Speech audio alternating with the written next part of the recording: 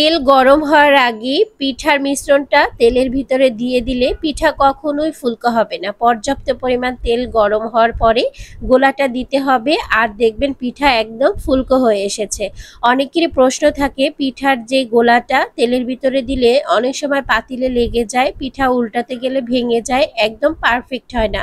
আজকে আপনাদের সাথে রেসিপিতে শেয়ার করব কিভাবে পিঠা ফুলকো হবে, পাতিলের তলায় লেগে যাবে না, আর কিভাবে এটা 3 থেকে 4 দিন সংরক্ষণ করে রেখে খেতে পারবেন। আজকে আমি তৈরি করে দেখাবো তাল দিয়ে পোয়া পিঠা, আর এটা কিন্তু খুবই মজাদার আর খুবই সুস্বাদু হয়ে থাকে। আপনারা বাসায় এই তালের সিজনে এই পিঠাটা অবশ্যই তৈরি করতে পারেন। সিজনাল যে ফলগুলো আছে সেগুলো দিয়ে এরকম পিঠা তৈরি করে খেলে আপনার বাসার সবাই অনেক বেশি পছন্দ করবে। পিঠা তৈরি করার জন্য প্রথমে একটা পাত্রে এখানে 2 কাপ চালের গুঁড়া নিয়ে নিয়েছি। এখানে আমি প্যাকেটজাত চালের গুঁড়া নিয়েছি। আপনারা চাইলে বাসায় তৈরি করেও চালের গুঁড়াটা ব্যবহার করতে পারেন। 1 কাপ পরিমাণ আটা দিয়ে দিয়েছি। আপনারা চাইলে ময়দাও দিতে পারেন, ফিডব্যাকটা আরও বেশি ভালো আসবে। লবণ দিয়ে দিচ্ছি 1/2 চা চামচের মতো। শুকনো উপকরণগুলো এখন আমি ভালো করে হাত দিয়ে একটু মিশিয়ে নিচ্ছি। শুকনো উপকরণগুলো মিশানো হলে এখানে আমি দিয়ে দিব জাল করা তাল। আর তালটাকে আগে দুধ, তারপর হচ্ছে চিনি, তারপর হচ্ছে নারিকেল দিয়ে জাল করে রেখেছিলাম। চিনির পরিমাণটা সামান্য পরিমাণ দিয়ে জাল করে নিয়েছিলাম। এখন আমি এখানে তালটা ভালো করে শুকনো উপকরণের সাথে মিশিয়ে নিচ্ছি। আপনারা চাইলে কাঁচা তালের যে রসটা সেটাও এখানে ব্যবহার করতে পারেন, কোনো সমস্যা নেই। হালকা মিশ্রণটা মিশানো হলে এখানে আমি 1 কাপ পরিমাণ চিনি দিয়ে দিচ্ছি আর সামান্য পরিমাণ পানি দিয়ে দিচ্ছি। চিনিটা আপনাদের পছন্দ অনুযায়ী আপনারা নিতে পারেন বাড়িয়ে কমিয়ে। সেক্ষেত্রে 1.5 কাপ চিনি দেওয়া যেতে পারে। এখানে আমি এখন ভালো করে সব উপকরণগুলো একসাথে চটকে নিচ্ছি।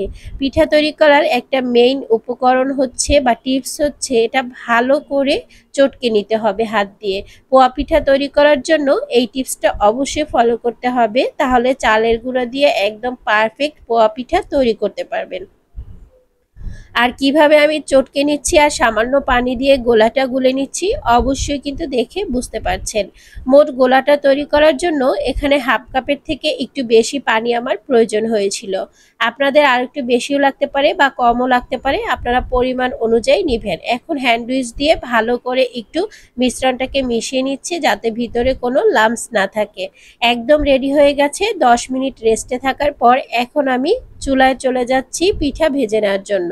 গরম তেলে সামান্য লবণ এভাবে ছিটিয়ে দিবেন, তাহলে পিঠা পাতিলের তলায় কখনোই লেগে যাবে না। এখন আমি একটা পিঠা দিয়ে দিচ্ছি তেলের ভিতরে, দেখবেন কিছুক্ষণ পরেই একা একা পিঠাটা ফুলে উঠছে। আর এটা কিন্তু একদম ফুলকো হয়ে গেছে। যেহেতু ফুলকো হয়ে গেছে ভিতরের যে মিশ্রণটা আছে সেটা তাড়াতাড়ি হয়ে যাবে, এটা বেশি ভাজার কোনো প্রয়োজন নেই। একদম পারফেক্টভাবে ভিতরেও ফুলকো হবে আর এই পিঠাটা খেতে অনেকটা ক্রিস্পি হবে। যেহেতু চালের গুঁড়ো দিয়ে তৈরি করা হয়েছে আর ময়দাও দেওয়া হয়েছে, একটু সফট আর একটু ক্রিস্পি হবে। অসাধারণ একটা স্বাদ পাবেন পিঠাটা খাওয়ার সময়। একটা পিঠা তৈরি করে দেখাচ্ছি, আরও একটা পিঠা আপনাদের সুবিধার্থে আমি তৈরি করে দেখালাম। এখন কিন্তু আমার পিঠাগুলো তৈরি হয়ে গেছে। এখন আমি একসাথে 2টা করে পিঠা ভেজে নিব। যেহেতু আমি অনেকগুলো পিঠা তৈরি করেছিলাম তাই একসাথে 2টা করে পিঠা এভাবে আপনারা তৈরি করে নিতে পারবেন।